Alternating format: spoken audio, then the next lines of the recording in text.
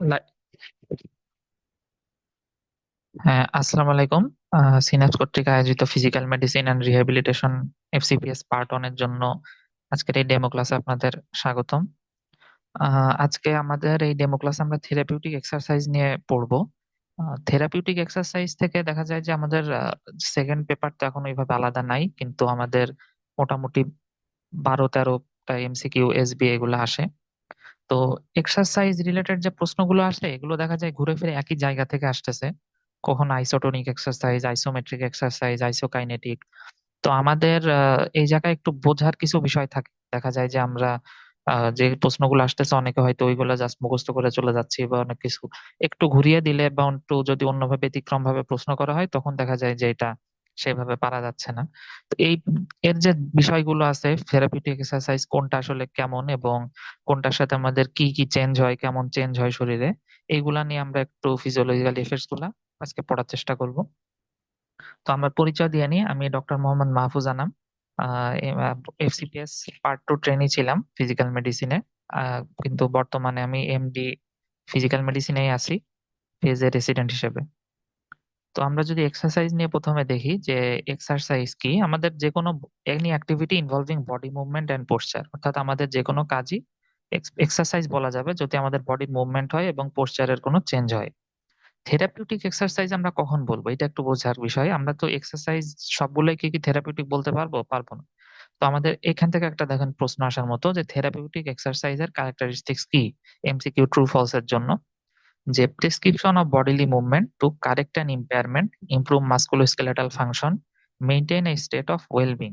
অর্থাৎ আমরা যদি যে কোনো প্রকার শারীরিক সমস্যা বা গঠনগত হোক বা ফিজিওলজিক্যাল হোক, আমরা এগুলো যদি কারেকশনের জন্য কোনো এক্সারসাইজ দিই, অথবা আমাদের মাস্কুলোস্কেলেটাল ফাংশন, কোনো কিছু কারেকশন না, জাস্ট ফাংশনটা ইমপ্রুভমেন্টের জন্য জন্য যদি আমরা কোনো এক্সারসাইজ দিই, অথবা ওভারঅল রোগীর ওয়েলবিং এর জন্য ও রোগীর শারীরিক অবস্থার উন্নতির জন্য যদি আমরা কোনো এক্সারসাইজ দিই, তো সেটাকে আমরা থেরাপিউটিক এক্সারসাইজ বলতে পারবো।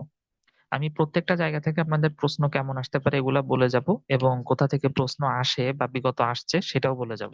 তো এখানে একটা প্রশ্ন আপনারা দেখতে পারেন যে থেরাপিউটিক এক্সারসাইজের ক্যারেক্টারিস্টিক্স কি। তো ট্রু ফলস যদি থাকে আপনারা এগুলা খেয়াল করবেন যে থেরাপিউটিক এক্সারসাইজ কিন্তু শুধুমাত্র কোনো রোগ সারার জন্য আমরা দিই না, রোগীর ওয়েলবিং এর জন্য বা মাসকুলোস্কেলেটাল ফাংশনকে ইমপ্রুভ করার জন্য আমরা দিয়ে থাকি। তো এখন আমরা যদি দেখি টাইপস অফ থেরাপিউটিক এক্সারসাইজ, তো থেরাপিউটিক এক্সারসাইজ আমরা প্রথমত অনেক ভাবেই ভাগ করতে পারি। তো একটা ইম্পর্টেন্ট হচ্ছে যে আমরা যদি এই নিয়ম অনুযায়ী ভাগ করি, এটা কিসের উপর ভিত্তি করে ভাগ করা আছে একটু পরে আপনাদের বলবো। Isotonic, isometric and isokinetic. তো আমাদের এই তিনটা যে এক্সারসাইজ, তিনটা এক্সারসাইজের নামের মধ্যে আপনারা দেখেন সব জায়গায় আইসো আছে, অর্থাৎ আইসো মানে সেম। তো আইসোটোনিক যেটা, সেটাতে মাসেল টোন সেম থাকবে, আইসোমেট্রিকে মাসেল লেন্থ সেম থাকবে, আর আইসোকাইনেটিকে মাসেলের অ্যাঙ্গুলার ভেলোসিটিতে থাকে আমাদের জয়েন্টের, সেটা সেম থাকবে। এই আইসোকাইনেটিকটা আপনাদের কাছে একটু নতুন লাগতে পারে, সমস্যা নেই, ডিটেলস আমরা আসতেছি পরে। তো আমরা যদি প্রথমে আইসোটোনিক এক্সারসাইজে আসি, যে আইসোটোনিক এক্সারসাইজ, তো আইসোটোনিক এক্সারসাইজের ক্ষেত্রে দেখা যায় যে আমাদের এখানে মাসেল লেন্থটা বেড়ে যায়। তো আমরা কোনটা বাড়ে কমে এগুলো অবভিয়াসলি আমাদের এমসিকিউ এর জন্য খুবই ইম্পর্টেন্ট, তো আমরা একটা একটা বুঝে পড়ার চেষ্টা করব। প্রথমত যেহেতু আইসোটোনিক, আমরা একটা জিনিস সেম থাকবে এটা সবাই পারবো যে হ্যাঁ, এখানে মাসেল টেনশন বা লোড যেটা থাকে সেটা এখানে সেম থাকবে, অর্থাৎ মাসেল টেনশন বা লোড এটা কনস্ট্যান্ট থাকতেছে। নেক্সট হচ্ছে মাসেল টেনশন বা লোড যদি কনস্ট্যান্ট থাকে তাহলে কোনো অন্য কোনো কিছু চেঞ্জ হবে কিনা। হ্যাঁ, হবে।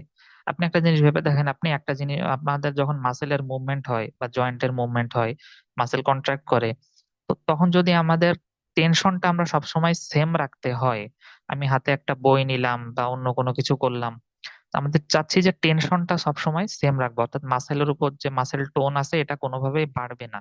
তো আপনি যদি টোনকে সেম রাখতে চান আপনার মাসেলের লেন্থটাকে চেঞ্জ করতে হবে, অর্থাৎ here muscle tension remains constant at the expense of muscle length, অর্থাৎ এখানে মাসেল লেন্থ কিন্তু চেঞ্জ হবে। তো আমাদের এখানে মাসেল লেন্থটা চেঞ্জ হচ্ছে কিন্তু মাসেল টেনশনটা বা লোডটা বা মাসেল টোনটা সেম থাকতেছে, কিন্তু লেন্থ চেঞ্জ হচ্ছে। এখানে আমাদের কন্ট্রাকশন পিরিয়ড কেমন হবে? কন্ট্রাকশন পিরিয়ড হবে খুবই শর্টার। মানে আমাদের শর্টার বলতে বোঝাচ্ছে কম্প্যারিজনে আমাদের আইসোমেট্রিক থেকে এটা একটু শর্ট পিরিয়ডে কন্ট্রাকশন হবে। তো আইসোটোনিক এক্সারসাইজের ক্ষেত্রে আমরা যে জিনিসটা খেয়াল করি, ধরেন আমাদের এখানে একটা উদাহরণ আছে, উদাহরণ দেখলে আপনারা ভালো বুঝবেন। দেখেন আমরা যদি বলা হয় যে হাতে ডাম্বেল নিয়ে কেউ যদি জাস্ট বাইসেপস কার্ল এক্সারসাইজটা করে, অর্থাৎ এখানে ডাম্বেলটা উপরের দিকে তোলা হচ্ছে। তো ডাম্বেলটা যখন আপনি উপরের দিকে তুলতেছেন, তখন যে জিনিসটা হবে যে আমাদের মাসেল লেন্থ তো শর্ট হবে, মাসেল টোনটা সেম থাকবে কিন্তু মাসেল লেন্থটা শর্টেন হবে, অর্থাৎ চেঞ্জ হচ্ছে। তো এই যে মাসেল লেন্থটা চেঞ্জ হচ্ছে, এই টাইপের এক্সারসাইজ গুলা খুবই শর্ট পিরিয়ডের জন্য হয়। অর্থাৎ মাসেলের একটা ব্রিস্ক কন্ট্রাকশন, আমরা যখন উপরে তুলতেছি মাসেল কিন্তু কন্ট্রাকশন হয়ে থেমে যাচ্ছে, এমন না যে কন্ট্রাকশন হইতেই থাকতেছে, জাস্ট একটা স্বল্প সময়ের জন্য। তো এটার জন্য বলা হয়েছে মাসেল, এটা কন্ট্রাকশন পিরিয়ডটা হবে শর্ট। আচ্ছা, আর এইখানে আমাদের কোনো ওয়ার্ক হবে কিনা? হ্যাঁ, হবে। দেখেন আমাদের ওয়ার্ক বা কাজ, আমরা যেটা পড়ে আসছি ফিজিক্সে, কাজের সংজ্ঞা কি? F(x), অর্থাৎ বল গুণ সরণ, আমরা জানি। তো এখানে তো বল আছে এবং সরণ হয়েছে কিনা, অর্থাৎ মাসেল লেন্থের কি কোনো চেঞ্জ হয়েছে কিনা? হ্যাঁ, হয়েছে। এবং বাইসেপসটাও দেখেন আমাদের শর্টেন হচ্ছে, এবং ডাম্বেলটা একটা জায়গা থেকে অন্য জায়গায় যাচ্ছে। অর্থাৎ এখানে এক্স এর ভ্যালু আছে, পজিটিভ কিছু একটা ভ্যালু এক্স এর আছে। তো এই জন্য আমাদের এখানে ওয়ার্ক পজিটিভ, অর্থাৎ কোনো না কোনো কাজ হয়েছে, কারণ S not equals to zero. অর্থাৎ এখানে যেহেতু সরণ হয়েছে তাই কাজটা জিরো হবে না, কিছু না কিছু হবে। এক্সাম্পল গুলো আপনাদের পরীক্ষার জন্য ইম্পর্টেন্ট, যে কি? লিফটিং ওয়েট, ওয়াকিং, রানিং, অর্থাৎ আমাদের রেগুলার মুভমেন্ট, আমরা যেগুলো করে এক জায়গা থেকে অন্য জায়গায় আমাদের মুভমেন্টের মাধ্যমে যেগুলো হয়, সেগুলোই হচ্ছে আমাদের আইসোটোনিক এক্সারসাইজ। এবং আপনি দেখতে পারেন যেহেতু এতে মুভমেন্ট অ্যাসোসিয়েটেড থাকে, আইসোটোনিক এক্সারসাইজের অপর নাম কি? সেটা হচ্ছে ডাইনামিক এক্সারসাইজ। অর্থাৎ ডাইনামিসিটি, অর্থাৎ স্ট্যাটিক না, এমন একটা অবস্থা এখানে আছে। আইসোটোনিক এক্সারসাইজের পরে আমরা যদি আসি আইসোমেট্রিক এক্সারসাইজে। আইসোমেট্রিক এক্সারসাইজে তাহলে যে আইসোমেট্রিক কথাটা বলেছিলাম, অর্থাৎ এখানে মাসেল লেন্থটা আমাদের সেমই থাকবে। তো মাসেল লেন্থ যদি কনস্ট্যান্ট থাকে, এখানে দেখেন মাসেল টেনশনটা কিন্তু ইনক্রিজ করবে। তো এটার একটা উদাহরণ আমরা দেখে আসি, তাহলে বুঝতে পারবো। এখানেও দেখেন হাতে একটা ডাম্বেল আছে, তবে এখানে পার্থক্যটা হচ্ছে এখানে ডাম্বেলটা হাতে কনস্ট্যান্টলি রেখে দিছে, এমন না যে ডাম্বেলটা উপরের দিকে উঠাচ্ছে, জাস্ট ধরে রাখছে। আমরা যদি একটা বালতি হাতে নিয়ে দাঁড়িয়ে থাকি সেরকম একটা অবস্থা, জাস্ট রেখে দিছে। তো এতে যেটা হচ্ছে, দেখেন কন্টিনিউয়াসলি মাসেলের উপর কিন্তু একটা প্রেসার পড়তেছে। অর্থাৎ আমাদের আইসোমেট্রিকের এখানে প্রেসারটা ধীরে ধীরে বাড়তেছে, কিন্তু আমাদের এই যে মাসেল লেন্থ, এটা কিন্তু চেঞ্জ হচ্ছে না, কারণ আমরা জয়েন্টের কোনো প্রকার মুভমেন্ট করতেছি না। তো ওখানে লেন্থ কনস্ট্যান্টই থাকতেছে, কিন্তু মাসেলের উপর যে টেনশন বা মাসেলের উপর যে লোড, সেটা কিন্তু গ্রাজুয়ালি আস্তে আস্তে বাড়তেছে। এটা আপনি খেয়াল করতে পারবেন যে আমরা যখন কোনো কিছু ধরে দাঁড়িয়ে থাকি আর কি, তো আস্তে আস্তে দেখবেন প্রেসার বা ইফেক্টটা কিন্তু বাড়তে থাকে। তো অর্থাৎ এখানে আমরা মাসেলের লেন্থ সেম রাখার জন্য মাসেলের টোন বা মাসেলের উপর যে লোড, এটা বাড়াই দিচ্ছি। তো এখানে কন্ট্রাকশন পিরিয়ড লঙ্গার হয়, আমরা কিন্তু কোনো কিছু যখন ধরে দাঁড়িয়ে থাকি একটু লম্বা টাইম, কন্ট্রাকশনের তুলনায় এটা অপেক্ষাকৃত লঙ্গার। তো এখানে কোনো কাজ হবে কিনা এই প্রশ্নে যদি আমরা আসি, যে ডাব্লু ইকুয়াল টু কি হবে? আগে তো আমরা দেখেছিলাম আইসোটোনিকের ক্ষেত্রে ডাব্লু পজিটিভ হচ্ছে। এখানে কিন্তু এই ডাম্বেলটার কোনো স্থান পরিবর্তন ঘটতেছে না, এটা যেখানে ছিল সেখানেই আছে। অর্থাৎ এখানে আমরা যদি W equal to F S, ওই সূত্রটা অনুযায়ী দেখি, তো এখানে কিন্তু এস এর মান জিরো, কারণ কোনো প্রকার সরণ এখানে ঘটে নাই, ডিসপ্লেসমেন্ট ঘটে নাই। তো ডাব্লু ডাব্লু এর ভ্যালু তাহলে কি হয়ে যাবে? দেখবেন ডাব্লু জিরো হয়ে যাচ্ছে, অর্থাৎ এখানে কোনো ওয়ার্ক হচ্ছে না। অর্থাৎ ফিজিক্সের ভাষায় এটা যদি আমরা বলতে চাই, থেরাপিউটিক এক্সারসাইজের ক্ষেত্রে আইসোমেট্রিক এক্সারসাইজে ওয়ার্ক জিরো। এটা একটু খেয়াল রাখার মতো। এখন যেহেতু এখানে কোনো প্রকার মুভমেন্ট হচ্ছে না, তো আগে আমরা দেখেছিলাম আইসোটোনিককে আমরা ডাইনামিক এক্সারসাইজ বলতেছি, এটাকে বলা হয় স্ট্যাটিক এক্সারসাইজ। অর্থাৎ এখানে একটা স্থবিরতা কাজ করতেছে। তো এক্সাম্পল গুলো, স্ট্যাটিক এর উদাহরণ গুলো দেখেন আপনারা মিলাইতে পারবেন যে এক্সাম্পল কি, এগুলো তো ইম্পর্টেন্ট।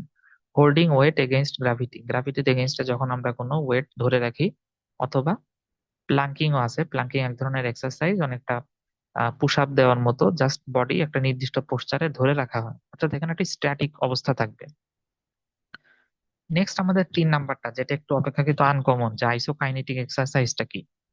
তো এখানে একটা জিনিস, আইসোকাইনেটিক কি বোঝার আগে আমরা দেখি, দেখেন আইসোকাইনেটিকে কিন্তু মাসেল লেন্থও বাড়তেছে, মাসেল টেনশনও বাড়তেছে। অর্থাৎ আগের কিন্তু এই দুইটার যে কোনো একটা না একটা কিন্তু আমাদের ফিক্স ছিল, যে না এর ভ্যালুটা সেমই থাকবে, সবসময় কনস্ট্যান্ট থাকবে। কিন্তু আইসোকাইনেটিক এক্সারসাইজের ক্ষেত্রে এই দুইটাই কিন্তু বাড়তেছে, অর্থাৎ দুইটাই চেঞ্জ হচ্ছে। তাহলে আইসোকাইনেটিক এক্সারসাইজে সেম কি থাকবে? সেটা হচ্ছে কনস্ট্যান্ট অ্যাঙ্গুলার ভেলোসিটি। অর্থাৎ আমাদের জয়েন্টের যে রেঞ্জ অফ মোশন আছে, আমরা যখন বাইসেপস বা এলবো জয়েন্ট কোনো কিছু কন্ট্রাক্ট করি, আমরা এলবো জয়েন্টটা ফ্লেকশন করলাম, এলবো জয়েন্টের ফ্লেকশন কত ডিগ্রি থেকে কত ডিগ্রি হচ্ছে, এটার তো একটা ভ্যালু থাকবে। তো এই ভ্যালুটা নির্দিষ্ট একটা হারেই চেঞ্জ হবে। অর্থাৎ আমরা প্রতি সেকেন্ডে ধরেন 2 ডিগ্রি করে এলবো ফ্লেক্স করতেছি, তাহলে এখানে কিন্তু অ্যাঙ্গুলার ভেলোসিটিটা সেম থাকতেছে, যে না অ্যাঙ্গুলার প্রতি সেকেন্ডে বা প্রতি মিনিটে কত ডিগ্রি কোণ আমাদের জয়েন্টটা ক্রস করে যাচ্ছে। এখানেও কন্ট্রাকশন পিরিয়ডটা শর্টার থাকবে। আর এখানে দেখেন, এখানে যেহেতু কোনোটাই জিরো নাই, মুভমেন্ট হচ্ছে, সো এখানেও S0 হবে না, অর্থাৎ এখানেও একটা ওয়ার্ক থাকবে। এই এক্সারসাইজ গুলো একটু ফিক্স হাতে করা মুশকিল, কারণ আমি র্যান্ডমলি আমার এলবো ফ্লেক্স করতেছি অথবা আমার নি জয়েন্ট ফ্লেক্স করতেছি, এরকম যদি করি, সেরকম করার ক্ষেত্রে কিন্তু আমি এটা ঠিক করে রাখতে পারবো না, যতই চেষ্টা করি যে না আমার প্রতি সেকেন্ডে একটা নির্দিষ্ট ডিগ্রি অ্যাঙ্গেলেই আমার জয়েন্টটা ক্রস করবে, এটা কিন্তু আমরা মেনটেন করতে পারবো না। তো এটা এক্সারসাইজ যদি দেওয়া হয়, তো সেক্ষেত্রে কিছু মেশিন ইউজ করতে হয়, যে ওই মেশিনটার সাহায্যে আপনি এটা ফিক্স রাখতে পারবেন যে আপনার জয়েন্টের অ্যাঙ্গুলার ভেলোসিটিটা কত হচ্ছে। তো এই মেশিনের একটা নাম আছে, সাইবেক্স মেশিন, একটু জাস্ট নাম জেনে রাখবেন। আর এটাতেও কিন্তু মুভমেন্ট হচ্ছে বলে এটাও ডাইনামিক এক্সারসাইজের মধ্যেই পড়বে। তো আমরা আর একটা ক্লাসিফিকেশন কিন্তু পেয়ে গেলাম, যে ডাইনামিক এক্সারসাইজ, স্ট্যাটিক। তো ডাইনামিকের মধ্যে পড়বে আমাদের আইসোটোনিক আর আইসোকাইনেটিক, আর স্ট্যাটিকের মধ্যে পড়বে আইসোমেট্রিক এক্সারসাইজ। তবে আইসোকাইনেটিক এক্সারসাইজ নিয়ে একটা কথা আপনাদের বলে রাখি, এটা কিন্তু এখন তেমন একটা ইউজ হয় না। মানে এর কাজগুলো, ফাংশন গুলো আমরা অন্য কিছু দিয়ে করে ফেলতে পারি। এখানে একটা সাইবেক্স মেশিনের আপনাদের ছবি দেখানো হয়েছে, দেখেন যে এই নি জয়েন্ট বা অন্যান্য জয়েন্টের সাথে এই মেশিনটা এমন ভাবে লাগানো যে ওনার নি, যে এই অ্যাঙ্গেলটা আছে এখানকার, এই অ্যাঙ্গেলটার ভিতরে উনি একটা নির্দিষ্ট পরিমাণ অ্যাঙ্গেলই ক্রস করতে পারবে প্রতি সেকেন্ডে, এর বেশি উনি পারবে না। অর্থাৎ এখানে অ্যাঙ্গুলার ভেলোসিটিটা ফিক্স রাখার জন্য এমন করা হয়েছে। এখন কথা হচ্ছে আমাদের কোনো এক বাস্তব জীবনে আমরা কোনটা বেশি করি, আইসোমেট্রিক, আইসোটোনিক, নাকি কোনটা? তো কথা হচ্ছে আমাদের ম্যাক্সিমাম কাজের মধ্যেই দুইটার কম্বিনেশন থাকে। অর্থাৎ আমরা সবসময় যে একদম পিওর আইসোমেট্রিক করতে পারি তাও না, সবসময় যে একদম পিওর আইসোটোনিক করতে পারি তাও না। এখানে দেখেন উনি, এই লোকটা পুশ আপ দিচ্ছে, তো পুশ আপ এক্সারসাইজের ক্ষেত্রে ওনার যেটা হচ্ছে, ওনার কিন্তু এই এলবো এখানে দেখা যাচ্ছে একদম স্ট্যান্ডার্ড স্ট্রেট, একটু পরে কিন্তু এলবোটা এরকম ফ্লেক্সড হয়ে যাবে উনি যখন মাথাটা নিচের দিকে আনবেন। অর্থাৎ ওনার এই হাতের যে মাসেল গুলো আছে এইখানে আইসোটোনিক কন্ট্রাকশন ঘটতেছে, কারণ মাসেল গুলো কন্টিনিউয়াসলি ফ্লেক্সড হচ্ছে, জয়েন্টটা আবার এক্সটেন্ডেড হচ্ছে। সো মাসেলের লেন্থ কিন্তু চেঞ্জ হচ্ছে, কিন্তু মাসেলের উপর যে লোডটা আছে বা মাসেল টোন যেটা আছে এটা কনস্ট্যান্ট থাকতেছে, এই জন্য এটা আইসোটোনিক। আবার অন্যদিকে এনার পিঠের এই যে লাইন বরাবর যে একটা স্ট্রেট, পুশ আপ দেওয়ার সময় খেয়াল করবেন একটা স্ট্রেট মাসেল একটা টান পড়ে, এইটা কিন্তু চেঞ্জ হচ্ছে না মাসেলের লেন্থ। অর্থাৎ মাসেল কিন্তু আমাদের ওই বরাবর একদম সেমই থাকতেছে লেন্থটা। তো এখানে কিন্তু আইসোমেট্রিক, এখানে মাসেল লেন্থ সেম থাকে কিন্তু মাসেলের উপর টেনশন বা লোড বেশি বাড়ে।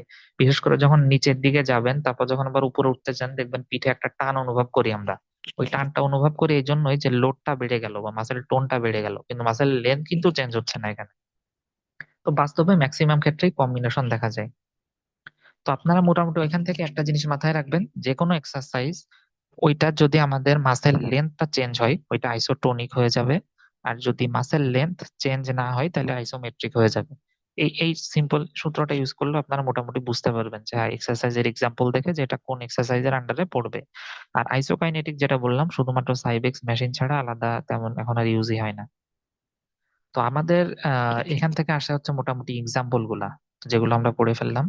নেক্সট ভেরি ভেরি ইম্পর্টেন্ট হচ্ছে আমাদের বিভিন্ন ফিজিওলজিক্যাল চেঞ্জেস। এখান থেকে দেখা যায় যে প্রশ্ন এক বছর বছর বছর আসেই, কিছু না কিছু একটা প্রশ্ন এখান থেকে আসেই, যে আমাদের physiological changes in isotonic exercise, isometric exercise and others.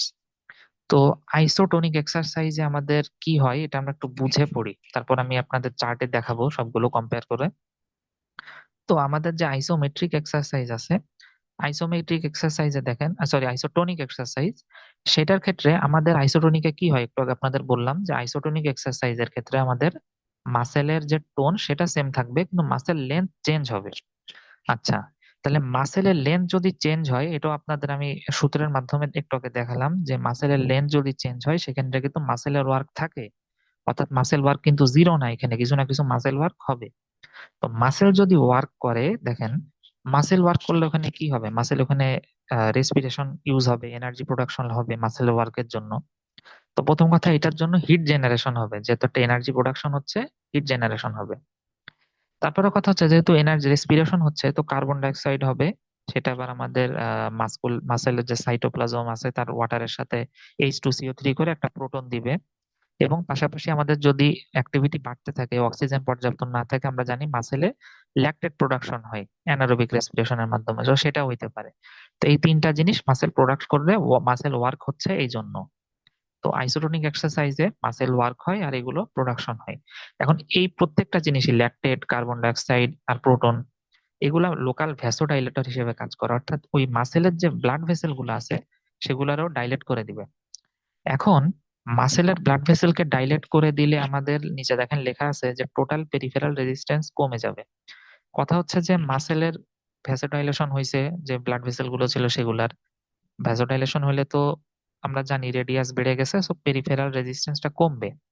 কিন্তু টোটাল পেরিফেরাল রেজিস্ট্যান্স কেন কমবে, মানে হইছে তো মাসেলে, আমাদের সব ভেইনে ভেইনে কি হয়েছে এটা, বা সব ভেসেলে হয়েছে তা তো হয় নাই, শুধু মাসেলে যে ব্লাড ভেসেল সেটা রয়েছে। তো এটার পিছনে যুক্তি হলো আমাদের মাসেলের ভিতরে কিন্তু ম্যাক্সিমাম আমাদের টোটাল পেরিফেরাল রেজিস্ট্যান্স কারা প্রোভাইড করে, পেরিফেরাল রেজিস্ট্যান্স যে আর্টারিওল বা যারা প্রোভাইড করে, এগুলো ম্যাক্সিমামই আমাদের বডি দেখা গেছে মাসেলের ভিতরই আছে। মাসেলের ভিতরে এই যে পেরিফেরাল রেজিস্ট্যান্স আছে, তো মানে আর্টারিওল গুলো আছে, এগুলাই টোটাল পেরিফেরাল রেজিস্ট্যান্সের প্রায় 80%-এর জন্য দায়ী। তো ওদের যখন চেঞ্জ হবে, লোকাল ভ্যাসোডাইলেটেশন হবে, ওদের পেরিফেরাল রেজিস্ট্যান্স কমবে, তো টোটাল পেরিফেরাল রেজিস্ট্যান্সটাও এখানে কমে যাবে। আর আমাদের ব্লাড প্রেশার নিয়ে আমরা একটা জিনিস জানি, যে ব্লাড প্রেশার ডিপেন্ড করে আমাদের দুইটা জিনিসের উপর, একটা হচ্ছে কার্ডিয়াক আউটপুট, আর একটা হচ্ছে পেরিফেরাল রেজিস্ট্যান্স, মানে টোটাল পেরিফেরাল রেজিস্ট্যান্স। তো টোটাল পেরিফেরাল রেজিস্ট্যান্স কার্ডিয়াক আউটপুটের উপর তো আমাদের ব্লাড প্রেশার ডিপেন্ড করে, বাট স্পেসিফিক ভাবে সিস্টোলিক ব্লাড প্রেশারটা ডিপেন্ড করে কার্ডিয়াক আউটপুটের উপর, ডায়াস্টোলিক ব্লাড প্রেশারটা ডিপেন্ড করে টোটাল পেরিফেরাল রেজিস্ট্যান্সের উপর। এটা যেমন আপনারা কার্ডিওভাস্কুলার ফিজিওলজি আলাদা এমনি পড়বেন, যে আমাদের ডায়াস্টোলিকটা মূলত টোটাল পেরিফেরাল রেজিস্ট্যান্সের উপর ডিপেন্ড করে।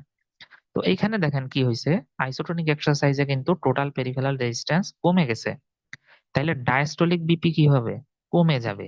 এইটা একটা ইম্পর্টেন্ট জিনিস, কারণ আমরা নর্মালি আইডিয়া করে, নর্মালি কোনো প্রকার ধারণা ছাড়া এমনি বলে দিতে পারি হ্যাঁ এক্সারসাইজ করলে তো ব্লাড প্রেশার বাড়ে, তাহলে এক্সারসাইজে তো বিপি বাড়বে, কারণ এক্সারসাইজ হয়েছে হার্ট রেট বাড়বে, বিপি বাড়বে। কিন্তু দেখেন এখানে আইসোটোনিক এক্সারসাইজে কিন্তু ডায়াস্টোলিক ব্লাড প্রেশারটা কমে গেছে।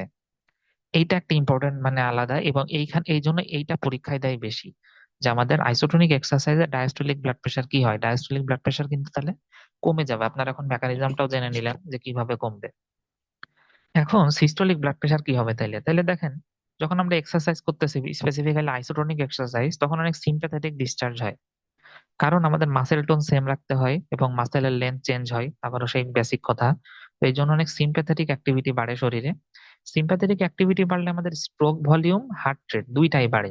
আর এই দুইটার উপরই ডিপেন্ড করে হচ্ছে আমাদের কার্ডিয়াক আউটপুট, তাহলে কার্ডিয়াক আউটপুটও কিন্তু আইসোটোনিক এক্সারসাইজে বেড়ে যাচ্ছে। তাহলে কার্ডিয়াক আউটপুটও বেড়ে গেল। তাহলে কার্ডিয়াক আউটপুট কোন প্রেসারকে নিয়ন্ত্রণ করে, একটু আগেই বলছিলাম আমাদের সিস্টোলিক ব্লাড প্রেসারকে, তাহলে কার্ডিয়াক আউটপুট যদি বাড়ে সিস্টোলিক ব্লাড প্রেসার কিন্তু বাড়বে। অর্থাৎ আইসোটোনিক এক্সারসাইজে ডায়াস্টোলিক ব্লাড প্রেশারটা কমলো, কিন্তু সিস্টোলিক ব্লাড প্রেশারটা বেড়ে গেল।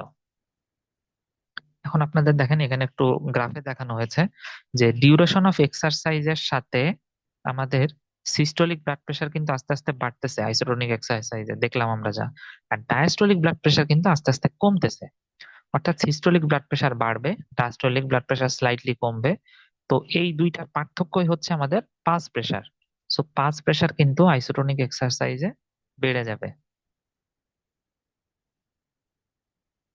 এখন আমরা আইসোটোনিক তো বুঝলাম, এবার আইসোমেট্রিক এক্সারসাইজটা নিয়ে দেখবো, যে আইসোমেট্রিক এক্সারসাইজে কি কি চেঞ্জ হয়, কেন হয় ব্লাড প্রেশারে। তো আইসোটোনিক এক্সারসাইজে ফিজিওলজিক্যাল চেঞ্জ আমরা আবারও আগের কথা বেসিক একটু বলি, যে আমাদের আইসোটোনিক এক্সারসাইজের ক্ষেত্রে, সরি আইসোমেট্রিক এক্সারসাইজের ক্ষেত্রে মাসেল লেন্থ কিন্তু সেম থাকতেছে, কিন্তু মাসেলের কি বাড়তেছে, মাসেল টোন বা মাসেলের উপর যে প্রেসার বা লোড সেটা। তো আইসোমেট্রিক এক্সারসাইজের একটা কথা আছে, দেখেন এখানে যেহেতু মাসেলের লেন্থ চেঞ্জ হচ্ছে না, মাসেল ওয়ার্ক একটু কম হয়, এবং এটাতে হিট জেনারেশন আগে দেখছিলাম আইসোটোনিকে বেশি হয়, এটাতে অপেক্ষাকৃত কম হিট জেনারেশন হবে। এবং আইসোমেট্রিক এক্সারসাইজে যেটা হয়, সাস্টেইন টেনশন ইন মাসেল, অর্থাৎ মাসেলে আমাদের কন্টিনিউয়াসলি টেনশন বাড়তে থাকে। কারণ আমরা তো জানি আইসোমেট্রিক, সো টেনশন বা লোডটা মাসেল টোনটা বাড়বে। এখন মাসেলের ভিতরে ভিতরেই তো থাকে ওই যে বলছিলাম ব্লাড ভেসেল গুলা। তো মাসেলের ভিতরে ভিতরে যে ব্লাড ভেসেল গুলো আছে, মাসেলের টোন বা প্রেসার যখন বাড়ে, তো এই ব্লাড ভেসেল গুলো একটু কম্প্রেসড হয়ে যায়, কারণ মাসেলটা চাপ দেয়, কারণ মাসেলের টান প্রেসার বেড়ে গেছে। তো তোর ভিতরের যে ব্লাড ভেসেল ওগুলোরও প্রেসার বেড়ে যায়, এই জন্য এটা কনস্ট্রিক্টেড হয়ে যায়, হালকা কম্প্রেসড হয়ে যায়। তো কম্প্রেস যদি হয়, আমরা জানি যে ডায়ামিটার কমে যাবে, আর ডায়ামিটার কমলে পেরিফেরাল রেজিস্ট্যান্সটা বেড়ে যাবে। আর একটু আগে যা বলছিলাম, আমাদের মাসেলের এই ব্লাড ভেসেল গুলোই মূলত টোটাল পেরিফেরাল রেজিস্ট্যান্সে ভূমিকা রাখে। তো মাসেলের এই ব্লাড ভেসেল গুলো কম্প্রেসড হওয়ার ফলে ওভারঅল টোটাল পেরিফেরাল রেজিস্ট্যান্স বেড়ে যায়। আর পেরিফেরাল রেজিস্ট্যান্সের উপরে কোন ব্লাড প্রেশার ডিপেন্ড করে, এটা আমরা একটু আগে দেখছিলাম, ডায়াস্টোলিক ব্লাড প্রেশার। তো এখানে যেহেতু টোটাল পেরিফেরাল রেজিস্ট্যান্স বেড়ে গেছে, এখানে ডায়াস্টোলিক ব্লাড প্রেশার বেড়ে যাবে।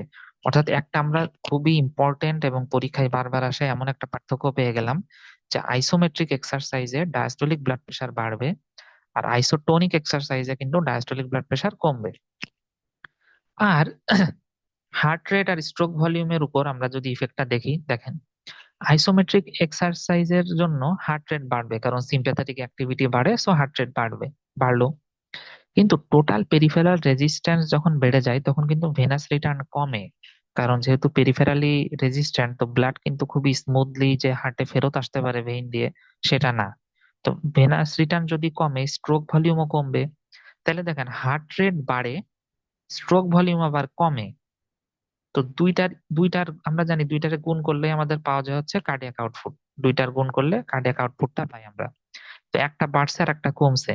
সো এখানে কিন্তু আইসোটোনিকের মতো কার্ডিয়াক আউটপুট বাড়বে না, এখানে কিন্তু কার্ডিয়াক আউটপুট সেম থাকবে। এই যে আর একটা পরীক্ষায় আসে এমন জিনিস, দেখেন ব্যতিক্রমধর্মী জিনিসগুলোই পরীক্ষায় আসে বেশি। অর্থাৎ এখানে কার্ডিয়াক আউটপুটটা সেম থাকতেছে, কনস্ট্যান্ট থাকতেছে, চেঞ্জ হচ্ছে না তেমন। এক্সারসাইজ করতেছি, হার্ট রেট বাড়তেছে, কিন্তু কার্ডিয়াক আউটপুট সেম থাকতেছে। আপনারা যখন র্যান্ডমলি পড়বেন, মনে হইতে পারে যে এক্সারসাইজ ঠিক আছে, হার্ট রেট তো বাড়তেছে, হার্ট রেট বাড়লে কার্ডিয়াক আউটপুট বাড়বে না কেন? কারণ স্ট্রোক ভলিউম কমে যায়। স্ট্রোক ভলিউম কমে যাওয়ার ফলে আমাদের কার্ডিয়াক আউটপুটটা এখানে মোটামুটি একটা নির্দিষ্ট রেঞ্জের মধ্যে ফিক্স থাকে, কনস্ট্যান্ট থাকে। তাহলে আমরা দুইটা মেজর পার্থক্য পাইলাম আইসোটোনিকের সাথে, একটা হচ্ছে ডায়াস্টোলিক ব্লাড প্রেশার বাড়বে, ওইটাতে ডায়াস্টোলিক ব্লাড প্রেশার কম ছিল। আর একটা হচ্ছে এটাতে কার্ডিয়াক আউটপুট মোটামুটি ফিক্স থাকবে, আগেরটাতে কিন্তু কার্ডিয়াক আউটপুটটাও বাড়ছিল। এখন কথা হচ্ছে এতে সিস্টোলিক ব্লাড প্রেশার কি হবে? Systolic blood pressure as a whole দেখা গেছে যে বেড়ে যায় হালকা, কারণ কার্ডিয়াক আউটপুট মোটামুটি সেমই থাকে, সাথে হার্ট রেটটা একটু বেড়ে যায়, তো সব মিলাই সিস্টোলিক ব্লাড প্রেশারটা বাড়ে। এটা দুইটাতেই বাড়ে, so সেরকম ইম্পর্টেন্টও না, পরীক্ষায় রিলেটেড আসে না তেমন। কিন্তু diastolic blood pressure, cardiac output এগুলো নিয়ে আসে। তো আমরা এখানেও একটু গ্রাফে দেখি আইসোমেট্রিক এক্সারসাইজের ক্ষেত্রে। এখানে দেখেন systolic blood pressure, diastolic blood pressure duration of এক্সারসাইজের সাথে দুইটাই আস্তে আস্তে বাড়তেছে।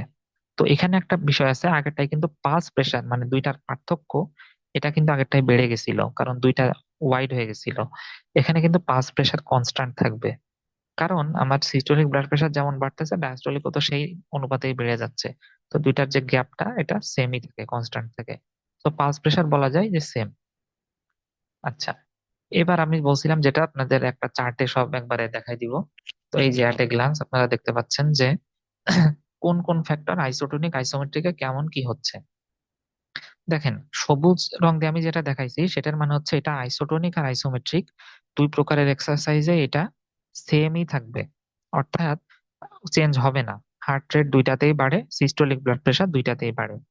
বাকি সবগুলোই দুইটাতে একটু আলাদা আলাদা রকম। যেমন কার্ডিয়াক আউটপুট আইসোটোনিক এক্সারসাইজে বেড়ে যায়, কিন্তু আইসোমেট্রিকে নো চেঞ্জ। আবার স্ট্রোক ভলিউম এতে বাড়ে, এটাতে স্ট্রোক ভলিউম কমে। টোটাল পেরিফেরাল রেজিস্ট্যান্স আইসোটোনিকে কমে যায়, আইসোমেট্রিকে বেড়ে যায়। Blood flow to the muscle বেড়ে যায় হচ্ছে আইসোটোনিকে, ডিক্রিজ হয়ে যায় আইসোমেট্রিকে।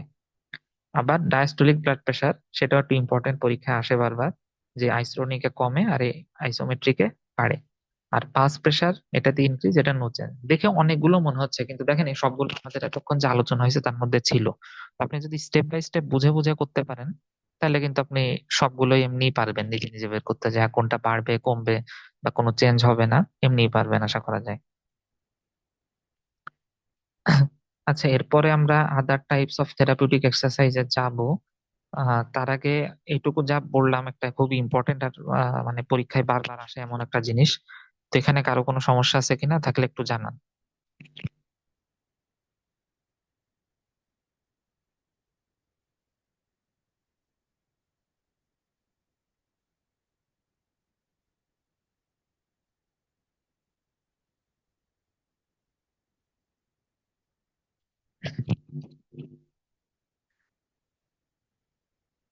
আচ্ছা, ঠিক আছে, কারো কোনো যদি কোনো সমস্যা না থাকে আমরা পরে আগাই। যে আদার টাইপস অফ থেরাপিউটিক এক্সারসাইজ, আমরা প্রথমে বলে আসছিলাম যে অনেক ভাবেই ভাগ করা যায় থেরাপিউটিক এক্সারসাইজকে, আমরা একটা ক্লাসিফিকেশন পড়লাম, সাথে সাথে স্ট্যাটিক আর ডাইনামিকটাও আমাদের পড়া হয়ে গেল। এখন আদার টাইপস এর ভিতরে আমরা দেখতে পাচ্ছি যে অ্যাক্টিভ, প্যাসিভ, রিল্যাক্সেশন, লিম্বারিং আপ, এই চারটা মেজর ক্রাইটেরিয়া আবার ভাগ করা যায় এক্সারসাইজকে। তো অ্যাক্টিভ এর ভিতর আবার active assisted, active resisted, progressive resisted, isometric আছে। তো আমাদের এই এক্সারসাইজ গুলো নিয়ে আমরা একটু এখন জানবো যে অ্যাক্টিভ। তাহলে আমাদের যে, আচ্ছা একটা প্রশ্ন আছে,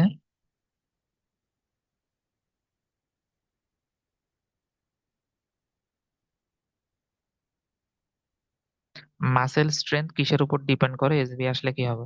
আচ্ছা, মাসেল স্ট্রেংথের আপনি যে কথাটা বলতেছেন ভাইয়া, এটা মাসেল স্ট্রেংথ আমাদের দুই তিনটা ফ্যাক্টরের উপর ডিপেন্ড করে। তো এসবিএ তে যেটা আসে ওইটাই দিবেন। এখন আছে কোথায় এটা? এটা হচ্ছে আপনার ওই গাইটনের যে স্পোর্টস মানে স্পোর্টস ফিজিওলজি আছে, এটা এই এক্সারসাইজ টপিকে না, স্পোর্টস ফিজিওলজির ওইখানে দেখবেন এটা দেওয়া আছে যে মাসেল স্ট্রেংথ এই এই ফ্যাক্টরের উপর ডিপেন্ড করে, আমাদের মাসেলের কতগুলো ফাইবার আছে তার উপর, বুঝছেন, মাসেলের ব্লাড সাপ্লাই, এরকম বেশ কয়টা ফ্যাক্টরের কথা এখানে বলা আছে। স্পেসিফিক একটা এসবিএ আশা করলে যদি আসে, সেই ক্ষেত্রে আপনার অপশনটা সেইভাবে থাকবে, বুঝছেন, মানে বাকি অপশন গুলো দিবেন আশা করা যায়। যে কোন মানে আপনি ওইখানে যে অপশন গুলো পাবেন ওর ভিতর থেকেই যে কোনো একটা হবে, ওখানে একসাথে দুই তিনটা দিবে না। তবে নর্মালি এটা ট্রু ফলস এর ক্ষেত্রে মনে হয় একবার আসছিল, মানে বিগত প্রশ্নের কালেকশন দেখলে দেখা যায় যে মাসেল স্ট্রেন কোন কোন ফ্যাক্টর গুলার উপর ডিপেন্ড করে। এসবিএ অনেক সময় আপনারা বিভিন্ন জায়গা থেকে হয়তো পড়েন। হ্যালো। হ্যালো। হ্যাঁ, জি ভাই, আমার এই বিষয়ে একটু একটা কোশ্চেন ছিল, আমি কি বলবো? হ্যাঁ, হ্যাঁ, বলেন, সমস্যা নেই ভাই। এটা লাস্ট সেশনে অ্যাকচুয়ালি কোশ্চেনটা এসেছিল যে এক্সারসাইজের সময় মাসল স্ট্রেংথ কিসের উপর ডিপেন্ড করে, কেমন এসবি আকারে। আচ্ছা, এটা কি আচ্ছা, ব্লাড সাপ্লাই, নার্ভ সাপ্লাই, মাসলের সাইজ, মাসলের শেপ? এটা লাস্ট সেশনে আসা কোশ্চেন, কেমন? এটার অ্যান্সার কি হবে? আচ্ছা, আচ্ছা, আপনি যে অপশন গুলো বললেন দেখেন, হ্যাঁ, আমি আপনাদের বলি, দেখেন মাসেল স্ট্রেংথ যে চারটা অপশন বলছেন, এই অপশন গুলো যদি এরকম আসে, এখানে এই মাসেল ফাইবার বা বল যেটার কথা বলছিলাম, মাসেলের সাইজ ওইটার উপর ডিপেন্ড করে, বুঝছেন। কারণ মাসেলের শেপ থ্যাংক ইউ। আমাদের ওইটার উপর ডিপেন্ড করবে না, আর মাসেল ব্লাড সাপ্লাই যেটা আছে, স্ট্রেংথ আমরা নর্মালি হয়েছে কি ওই স্পোর্টস ফিজিওলজিতে একটু স্পেসিফাই করে ওরা স্ট্রেংথের সংজ্ঞাটা দিছে, যে আমাদের মাসেল স্ট্রেংথ বলতে আমরা এইটাই বুঝবো। তো ওইটার মধ্যে আমরা নর্মালি তো বুঝতেই পারি যে হ্যাঁ, মাসেলের যদি নার্ভ সাপ্লাই না থাকে, আপনি ভেবে দেখেন, তাহলে কিন্তু মাসেল স্ট্রেংথ তো থাকবেই না। আমরা তো জানি যে প্যারাসিস বা প্লেজিয়া যেগুলো হয় থাকে না, নার্ভ সাপ্লাই না থাকলে তো হবে না, তো স্ট্রেংথই তো পাবো না। কিন্তু ওরা আসলে স্ট্রেংথের সংজ্ঞাটা ওই অ্যাসপেক্ট থেকে দেয়ই নাই, এই জন্য আসলে ওইখান থেকে প্রশ্ন করছে বলে হয়তো অনেকের কাছে একটু কনফিউজিং লাগতে পারে। বাট একদম হুবহু গাইডনে দেওয়া আছে, তো বুঝছেন, এই জন্য আমরা ওই মাসেলের স্ট্রেংথ ওইটার উপর ফোকাস করব, যে এক্সারসাইজ রিলেটেড, যে যার মাসেলের বাল্ক বেশি, বডি বিল্ডাররা যেমন, ওদের স্ট্রেংথ বেশি, ওই দিকটা ফোকাস করে প্রশ্নটা করা আর কি, এটাই। আচ্ছা, ঠিক আছে। অ্যাক্টিভ এক্সারসাইজ এটা গত সেশন আসছে না, তো এটা আমাদের কালেকশনে ছিল না। ঠিক আছে। অ্যাক্টিভ এক্সারসাইজে যদি আমরা আসি, অ্যাক্টিভ এক্সারসাইজ মানে এখানে পেশেন্ট নিজে নিজে এক্সারসাইজ করবে, তাকে আমরা নিজেরা আলাদাভাবে মুভ করাই দিব না, সে করবে, আমরা কিছুটা হেল্প করতে পারি। যেমন অ্যাক্টিভ অ্যাক্টিভ এক্সারসাইজের ক্ষেত্রে আছে অ্যাক্টিভ অ্যাসিস্টেড, অর্থাৎ এখানে পেশেন্ট পার্টলি ফোর্স দিবে, পার্টলি থেরাপিস্ট দিবে। এটা করা হয় নর্মালি যখন দেখা যায় যে পেশেন্ট নিজে ফুললি মুভ করতে পারতেছে না, হাঁটার চেষ্টা করতেছে, খানিকটা পারতেছে, আবার পড়েও যাইতে পারে। তো এখানে কি হয়, থেরাপিস্ট পাশাপাশি হেল্প করে, তো এটা হচ্ছে অ্যাক্টিভ অ্যাসিস্টেড। অ্যাক্টিভ রেজিস্টেড হচ্ছে পেশেন্ট নিজে স্ট্রং, সে নিজেই মাসেলের কন্ট্রাকশন এগুলো করতে পারে, আমরা এখানে একটা ফিক্সড রেজিস্ট্যান্স এর এগেইনস্টে পেশেন্টকে ফোর্স দিতে বলি, অর্থাৎ এখানে আমরা পেশেন্টের মাসেল পাওয়ার বাড়ানোর চেষ্টা করি, এটা হচ্ছে অ্যাক্টিভ রেজিস্ট্যান্স। আর প্রোগ্রেসিভ রেজিস্ট্যান্স যেটা, সেটা হচ্ছে গ্রাজুয়ালি আমরা রেজিস্ট্যান্সটা বাড়াইতে থাকি। অর্থাৎ পেশেন্ট রেগুলারলি হয়তো মাসেল কন্ট্রাকশন করার চেষ্টা করে, আমরা সেটাতে বাধা দিই এবং এই বাধার পরিমাণ দিনে দিনে আমরা বাড়াই, অর্থাৎ পেশেন্টের মাসেল পাওয়ার যাতে যাতে ধীরে ধীরে ইমপ্রুভ হয় আরো বাড়ে সেই জন্য। আর আইসোমেট্রিক একটা অ্যাক্টিভ এক্সারসাইজ আছে, এটার ফাংশন হচ্ছে পোস্চার আর ব্যালেন্স মেনটেন করা। এখানতে জাস্ট ফাংশন গুলো পড়েন, এখানতে প্রশ্ন ডাইরেক্ট আসে নাই কখনো, কিন্তু যেহেতু সিলেবাসে আছে সব পড়ে রাখা উচিত। প্যাসিভ এক্সারসাইজ যেটা আছে, প্যাসিভ হচ্ছে পেশেন্ট নিজে মুভ করতে পারবে না, এবং ফুল রেঞ্জ অফ মোশন যেটা আছে সেটা থেরাপিস্ট বা কোনো ইনস্ট্রুমেন্টের মাধ্যমে হবে, no effort from the patient. এটা কাদের জন্য উপযোগী? যারা ফুললি ডেবিলিটেড তেমন পেশেন্টের জন্য। রিল্যাক্সেশন এক্সারসাইজে যদি আসি, এটা কোথায় করা হয়? রিল্যাক্সেশন এক্সারসাইজ করা হয় কোয়াইট সেমি ডার্কেন রুম, অর্থাৎ এই এক্সারসাইজের কাজ হচ্ছে পেশেন্টকে রিল্যাক্স করা। এটাকেও আমরা একটা এক্সারসাইজের আন্ডারে নিয়ে আসছি, যে হাইট এটাও একটা প্রকারের এক্সারসাইজ। পেশেন্ট একটা আধা অন্ধকার একটু এরকম একটা রুমে থাকবে, বেডের উপর শুয়ে থাকবে এবং স্লোলি ব্রিথিং করবে। কোনো কিছু ফাস্ট হবে না, কোনো সাউন্ড থাকবে না, এবং সমস্ত মাসেলকে একে একে সে জয়েন্টকে রিল্যাক্স করে ছেড়ে দিবে। এটা হচ্ছে রিল্যাক্সেশন এক্সারসাইজ, অনেকটা ইয়োগার মতো বলতে পারেন।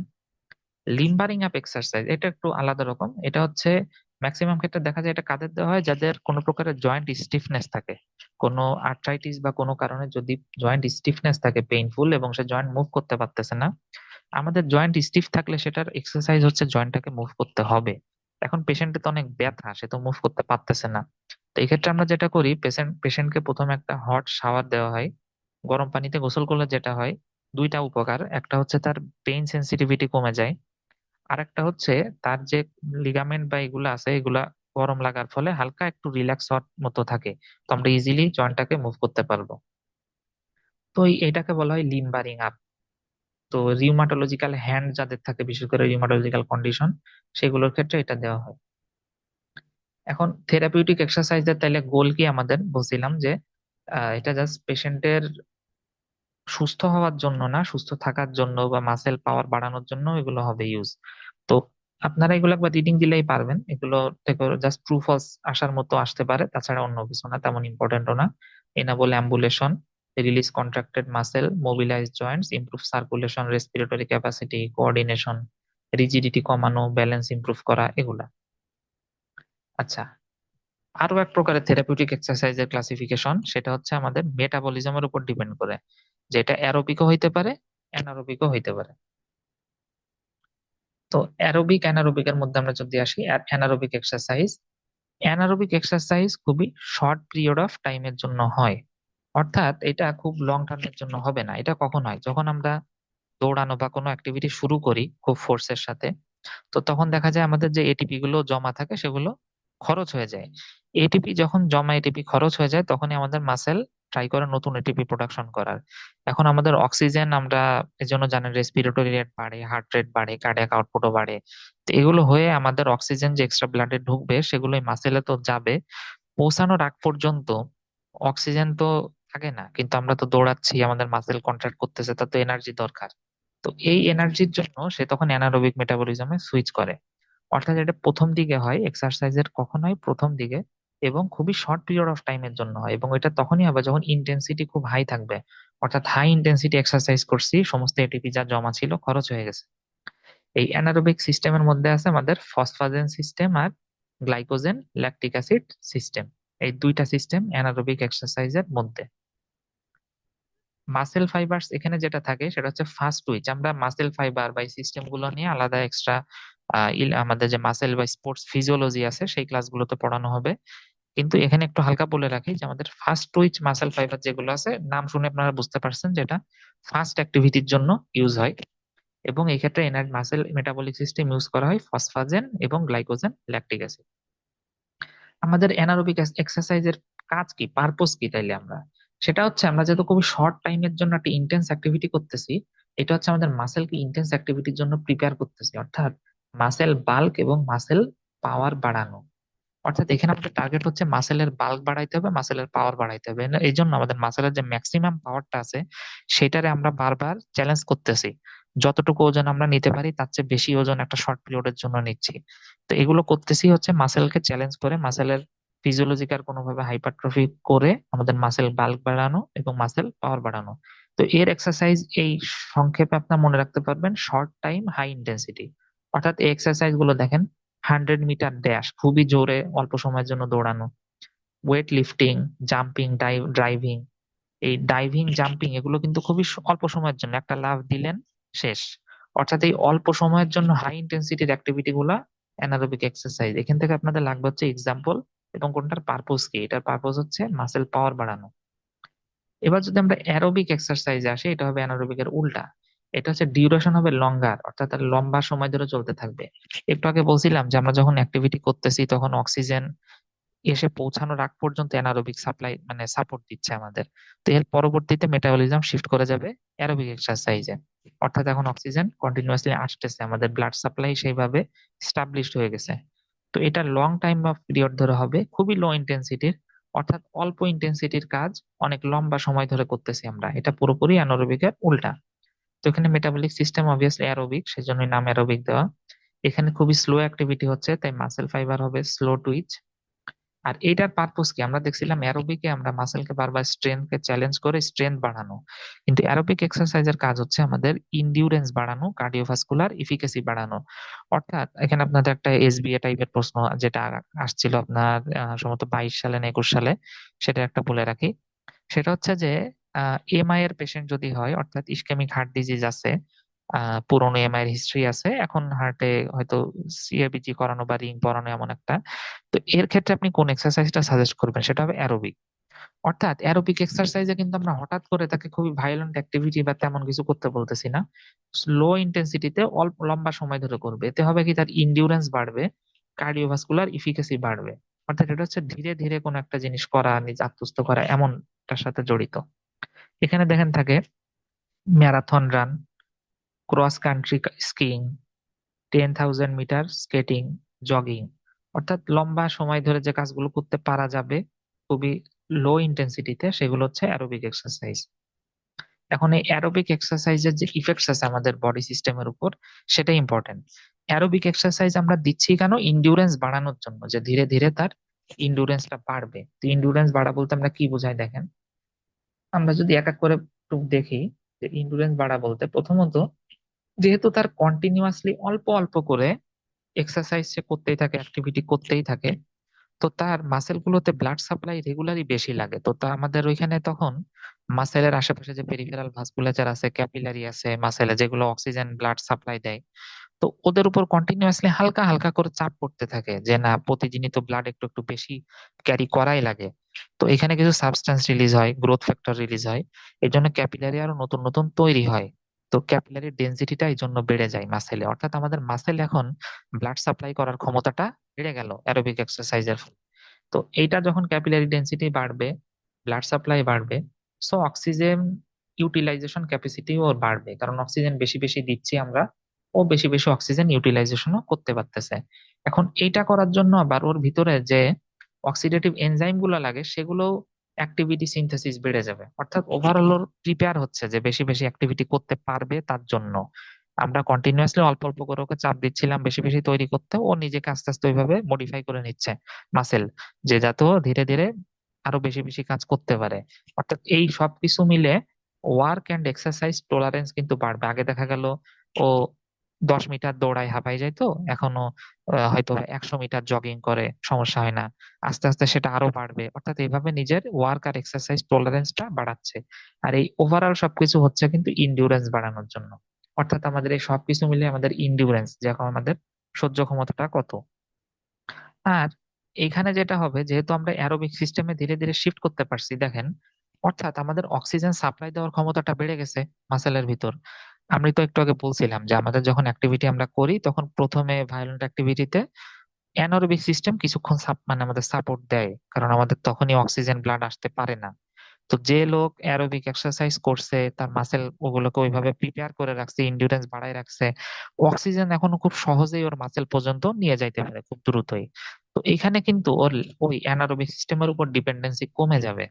অর্থাৎ ল্যাকটিক অ্যাসিড প্রোডাকশন কিন্তু এখানে কম হবে এনার। এবং এই ওভারঅল অ্যাক্টিভিটি ইন্ডিউরেন্স বাড়ার ফলে ল্যাকটিক অ্যাসিড কম প্রোডাকশন হলো, যাই হলো, সবকিছু মিলে ওনার অস্টিওপোরোসিসের ঝুঁকি থেকে উনি বাড়বে। অর্থাৎ অস্টিওপোরোসিসের একটা মেজর কজ যদি আমরা দেখি সেটা হচ্ছে ইমোবিলিটি। আর এই অ্যারোবিক যে এক্সারসাইজ আছে, জগিং বা এগুলা এগুলা তাহলে অস্টিওপোরোসিসটা প্রিভেন্ট করতেছে কিসের মাধ্যমে? আমাদের ইন্ডিউরেন্স বাড়ানোর মাধ্যমে, মাসেলের মেটাবলিজম, বোনসের মেটাবলিজম বাড়ানোর মাধ্যমে। আচ্ছা, এবার সিভিএস এর যদি আমরা দেখি কি কি চেঞ্জ হয় অ্যারোবিক এক্সারসাইজে। অ্যারোবিক এক্সারসাইজে তার লেফট ভেন্ট্রিকুলার ইন ডায়াস্টোলিক ভলিউমটা বাড়বে। অর্থাৎ তার ডায়াস্টলের যে ক্যাপাসিটি বা ওভারঅল হার্টের ক্যাপাসিটি এগুলো সবই বেড়ে যাবে। স্ট্রোক ভলিউম বাড়বে, পেরিফেরাল ব্লাড ফ্লো বাড়বে, কার্ডিয়াক মাসেলের ইফিকাসি বাড়বে, এবং ফিব্রিনোলাইসিস কম হবে। এখানেও একটা কথা, স্ট্রোকের পেশেন্ট যে বেড রিডেন আছে, আমাদের কমন একটা কমপ্লিকেশন হচ্ছে ডিভিটি, অর্থাৎ আমাদের ডিপ থ্রম্বোসিস হয়। অর্থাৎ আমরা জানি যে স্ট্রোক বা এইসব হলে আমাদের সেক্ষেত্রে পেশেন্টের কি হচ্ছে, কোয়াগুলেশনের প্রবণতাটা, টেন্ডেন্সিটা বেড়ে যাচ্ছে। কেন? কারণ হচ্ছে ইমোবিলিটি। পেশেন্ট যেহেতু বেড রিডেন থাকে, এই জন্য এটা হয়। তো আমাদের এই অ্যারোবিক এক্সারসাইজের ক্ষেত্রে ফিব্রিনোলাইসিসটা বাড়বে, অর্থাৎ এখানে কোনো প্রকারের ক্লটিং হইতে পারবে না। অর্থাৎ এটা কিন্তু স্ট্রোক থেকে হালকা সেরে উঠছে, হয়তো মাইল্ড স্ট্রোক ছিল, সেই পেশেন্টের জন্য কিন্তু এটা বেশ ইফেক্টিভ। আর হার্ট রেট কম থাকবে। আমরা জানি যে আহ, যাদের ক্ষেত্রে, যেমন অ্যাথলেট, এনাদের ক্ষেত্রে হার্টের সাইজটা বড় থাকে, নর্মাল মানুষের চেয়ে হার্ট বড় থাকে। এটা কেন? কারণ ইনডিউরেন্স করার জন্য, মাসেলের বাল্ক বাড়ানোর জন্য ধীরে ধীরে তার ফিজিওলজিক্যাল হাইপারট্রফি হয়। অর্থাৎ কন্টিনিউয়াসলি তার হার্টের উপর একটা চাপ পড়তে পড়তে ফিজিওলজিক্যাল একটা হাইপারট্রফি হয়ে যায়, হার্টের পাওয়ার বেড়ে যায়। তো এই ক্ষেত্রে যেটা হয়, যেহেতু ফিজিওলজিক্যাল হাইপারট্রফি হয়েছে, তার হার্টের মাসেলের পাওয়ারটা একটু বেশি। তো তার যখন মাসেলটা কন্ট্রাক্ট করে, অর্থাৎ সিস্টল হয় ভেন্ট্রিকলে, এই স্ট্রোক ভলিউমটা অনেক বেড়ে যায়। এখন ব্লাড প্রেশার আমরা জানি দুইটা জিনিসের উপর ডিপেন্ড করে এগেইন, একটা হচ্ছে কার্ডিয়াক আউটপুট, আর হচ্ছে আমাদের total peripheral resistance.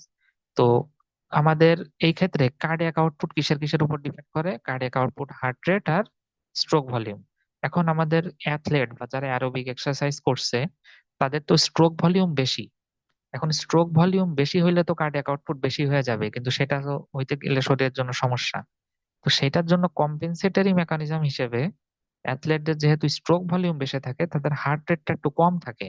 Heart rate কম থেকে এটাকে কম্পেনসেট করে দিয়ে ওভারঅল কার্ডিয়াক আউটপুটটাকে সেমই রাখে।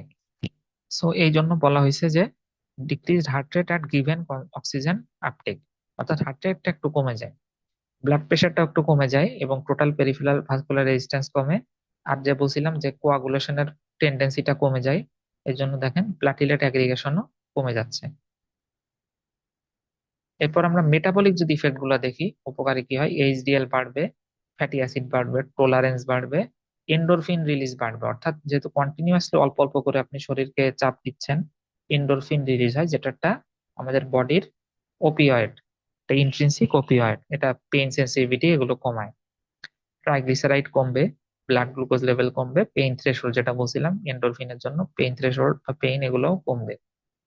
অর্থাৎ পেইন থ্রেশহোল্ডটা বাড়বে, পেইন সেন্সিটিভিটিটা কমবে। আচ্ছা, এ বাদে আর কোনো আমরা আলাদা ট্রেনিং বা এক্সারসাইজ রিলেটেড কিছু যা যা করি, আমরা ইন্ডিউরেন্স এর কথাটা একটু আগে বলছিলাম, সেটার কথায় যদি আসি, এটা তিন ভাগে ভাগ করা যায়। একটা হচ্ছে ইন্ডিউরেন্স, একটা হচ্ছে রেজিস্ট্যান্স, আর একটা হচ্ছে ফ্লেক্সিবিলিটি। এখন কোনটা আমরা কি জন্য করি? ইন্ডিউরেন্স ট্রেনিং যেটা করা হয়, এটা ওই অ্যারোবিক এক্সারসাইজের মাধ্যমে করা হয়। দেখেন, এটা হয় continuous or intermittent for 20 to 30 minutes, minimum 10 minutes per day. অর্থাৎ এটা অল্প করেই করতে হবে, কিন্তু রেগুলার বেসিসে করতে হবে, এতে শরীরে ইন্ডিউরেন্সটা বাড়বে। এটা টাইপ আমরা জানি, এখন পারবো, সেটা হচ্ছে অ্যারোবিক, কারণ ইন্ডিউরেন্সটা অ্যারোবিকেরই ফাংশন। এটা কিভাবে করা হয়? প্রথমে একটু ওয়ার্ম আপ করা হয়, তারপর ইন্ডিউরেন্স ট্রেনিং করা হয়, তারপর কুল ডাউন। এই কুল ডাউনটা কিন্তু ইম্পর্টেন্ট, অর্থাৎ শেষে একটু কুল ডাউন পিরিয়ড রাখতে হয়, বডিকে রেস্ট করতে দিতে। এখন ইন্ডিউরেন্স ট্রেনিং কাদের দিব? যাদের কার্ডিয়াক রিহ্যাবিলিটেশন প্রয়োজন, করোনারি আর্টারি ডিজিজ ছিল বা আগে একটা বাইপাস হয়েছে এমন, পালমোনারি রিহ্যাবিলিটেশন, সিওপিডি বা টিবির ফলে লাংসের ক্যাপাসিটি কমে গেছে তাদের, ওবেস পেশেন্টদের, ডায়াবেটিক পেশেন্টদের, যারা প্রলং ইমোবিলাইজ আছে, অস্টিওপোরোসিস। অর্থাৎ অ্যারোবিক এক্সারসাইজের উপকারগুলো আমরা যাদের দিতে পারবো, তাদের সবাইকেই আমরা কি দিব? ইন্ডিউরেন্স ট্রেনিং দিব, মাসকুলার ডিস্ট্রফি এগুলো ট্রিটমেন্টে। ইন্ডিউরেন্স ট্রেনিং আমরা কাদের দিব না, এটার একটা কথা আছে, সেটা হচ্ছে আনস্টেবল অ্যাঞ্জাইনা। আমরা প্রায়র ইসকেমিক ডিজিজ থাকলে দিচ্ছি, কিন্তু এখনো অ্যাক্টিভ ডিজিজ আছে, বা আনস্টেবল অ্যানজাইনা আছে, এদের কিন্তু দিব না। এক্ষেত্রে কিন্তু ইন্ডিউরেন্স ট্রেনিং করতে যায় উল্টা হার্টে আর্টারি সাপ্লাই যেহেতু অলরেডি ব্লক আছে, তার ইফিকাসি কম, তখন কিন্তু সমস্যা হয়ে যাবে। ওইটা ট্রিটমেন্ট আগে করে নিতে হবে, তারপরে endurance training. Severe resting hypertension, heart block, high তারপর severe atrial ventricular arrhythmia, febrile illness, জ্বর থাকা অবস্থায় করা যাবে না। Uncompensated liver fail, heart failure, pregnancy. জ্বর থাকা অবস্থায় করা যাবে না এই জন্য যে আমাদের জ্বর থাকলে এমনি শরীরে মেটাবলিক অ্যাক্টিভিটি বাড়ে, সেটার জন্য তো টেম্পারেচার বেড়ে যায়। তো এর ভিতরে এক্সারসাইজ বা ইন্ডুরেন্স ট্রেনিং এগুলা দেওয়া যাবে না। প্রেগনেন্ট একটা ভালনারেবল অবস্থা প্রেগনেন্সি, তো এই অবস্থায়ও আমরা কোনো প্রকার শরীর চ্যালেঞ্জ বা কোনো প্রকার আলাদা ইন্ডিউরেন্স তৈরি করার ওটা মোটেও আইডিয়াল সময় না, তখন দিব। রেজিস্ট্যান্স ট্রেনিং যেটা আছে এটা হচ্ছে আমাদের ইন্টারমিডিয়েট করতে হয়। এটা অ্যানারোবিক টাইপের, এটা টার্গেট হচ্ছে মাসেল বার বা পাওয়ার বাড়ানো, অর্থাৎ কোনো রেজিস্ট্যান্সের এগেনস্টে নিজের এক্সারসাইজ বা ট্রেনিংটা করা। সেটা কিভাবে, যে আমরা জানি যখন আমরা ডাম্বেল তুলি অথবা আমরা কোনো ভারী কিছু তুলে আমাদের মাসেল পাওয়ার বাড়ানোর চেষ্টা করি, সেইটা অর্থাৎ এটা শর্ট টার্ম করা হয়, টার্গেট মাসেল বাল্ক বা মাসেল পাওয়ার বাড়ানো, কোনো রেজিস্ট্যান্সের এগেনস্টে আমাদের মাসেলটাকে কন্ট্রাক্ট করা, তো এটা টাইপ হচ্ছে অ্যানারোবিক। ফ্লেক্সিবিলিটি ট্রেনিং এ যদি আসি, ফ্লেক্সিবিলিটি ট্রেনিংটা কি? এইটার টার্গেট হচ্ছে একটু অন্যরকম, এটা হচ্ছে বডিকে ফ্লেক্সিবল করা। এটা যারা জিমন্যাস্ট থাকে, বিশেষ করে অ্যাক্রোব্যাটিক বিভিন্ন প্রকার প্রদর্শনী করে, তাদের জন্য এটা উপযোগী। এটা টার্গেট হচ্ছে জয়েন্টের ফ্লেক্সিবিলিটি বাড়ানো আর জয়েন্ট স্টিফনেস কমানো। অর্থাৎ অনেকে দেখবেন যে হাত দিয়ে পা বাঁকাই দিচ্ছে একদিকে অন্যদিকে, এইগুলা যখন হয় জয়েন্ট ফ্লেক্সিবল করা, টার্গেটই হচ্ছে ফ্লেক্সিবিলিটি ট্রেনিং। এটা কন্টিনিউয়াস করতে হয় অলমোস্ট এভরিডে, অর্থাৎ প্রতিনিয়ত আমরা মাসেল বা ওইটার আশেপাশে যে লিগামেন্ট টেন্ডন আছে সেগুলো অল্প অল্প করে স্ট্রেচ করব, যাতে ওটার ফ্লেক্সিবিলিটি বাড়ে, অর্থাৎ ইলাস্টিসিটি বেড়ে যায়। এটা অল্প সময়ের জন্য মাসেলে একটা প্রেসার দেওয়া হয়, এই জন্য এটাও অ্যানারোবিক টাইপের। এটা কিন্তু কন্টিনিউয়াস করলেও অ্যানারোবিক, কারণ আমরা ওই কন্টিনিউয়াস করছি বলতে বোঝানো হচ্ছে যে আমরা একটা রেগুলারলি করে যাচ্ছি, দৈনিক অল্প অল্প করে মাসেলের উপর প্রেসার দিচ্ছি, কিন্তু প্রেসারটা কিন্তু খুবই ব্রিফ পিরিয়ডের জন্য দিই। এমন না যে একটা সাসপেনশরি প্রেসার দিয়েই রাখি, সেরকম না। অল্প সময়ের জন্য আঙ্গুলগুলোকে ভাঁজ করা হচ্ছে যাতে আঙ্গুলের ফ্লেক্সিবিলিটি বাড়ে, এরকম। তো এটার পারপোজ হচ্ছে জয়েন্টের ফ্লেক্সিবিলিটি বাড়ানো আর জয়েন্ট স্টিফনেসটা কমানো। তো এগুলো আমরা কাদের দিতে পারি? আপনার যারা রিমাটয়েড আর্থ্রাইটিস বা অ্যাঙ্কাইলোজিং স্পন্ডাইলাইটিস, এই টাইপের যে রোগগুলো আছে, অর্থাৎ স্টিফনেস হয় জয়েন্টে, তো জয়েন্টের ফ্লেক্সিবিলিটি বাড়ানোর জন্য আমরা এটা ফ্লেক্সিবিলিটি ট্রেনিংটা দিতে পারি। এটা কিন্তু আমাদের মাসেল বাল্ক পাওয়ার বাড়ানো সেগুলো কোনো পারপোজ না। তো থ্যাংক ইউ। আমাদের মোটামুটি এই থেরাপিউটিক এক্সারসাইজ নিয়ে, থেরাপিউটিক এক্সারসাইজ থেকে মূলত এরকম এক দুই একটা যা প্রশ্ন আসে, ম্যাক্সিমাম আপনাদের ইম্পর্টেন্ট জায়গা যদি বলতে পারি যে বাদ দেওয়াই যাবে না, এরকম হচ্ছে আইসোমেট্রিক, আইসোটোনিক আর আইসোকাইনেটিক যে এক্সারসাইজ নিয়ে বলছিলাম, আর ওদের যে ফিজিওলজিক্যাল ইফেক্টস আছে সেইগুলা। নেক্সট হচ্ছে অ্যারোবিক এক্সারসাইজের যে ইফেক্ট গুলো আমরা পড়ছিলাম বডির উপর, সেইগুলা। তো এইগুলা থেকে দেখা গেছে ম্যাক্সিমাম প্রশ্ন আসে, ম্যাক্সিমাম সময় ঘুরে ফিরে একই জায়গা থেকে, বিশেষ করে ডায়াস্টোলিক প্রেসার, সিস্টোলিক প্রেসার, ওইগুলো নিয়ে বেশ প্রশ্ন আসে। জি। আর ওভারঅল যদি কারো কোনো প্রশ্ন থাকে বা অন্য যে কোনো কিছু জানার থাকে আপনারা করতে পারেন। জি ভাইয়া, একটু কোশ্চেন ছিল ভাইয়া। বলেন। ভাইয়া, একটা কোশ্চেন এসেছিল প্রিভিয়াসলি, যে লং টার্ম ধরে এক্সারসাইজ চালানোর জন্য সোর্স অফ এনার্জি কি হবে? Glucose, hmm. Lactate, ATP? এটার মধ্যে আচ্ছা, এসবি অ্যান্সার কোনটা হবে? লং টার্মের জন্য কোনটা লাগবে? গ্লুকোজ আর কি বলেন?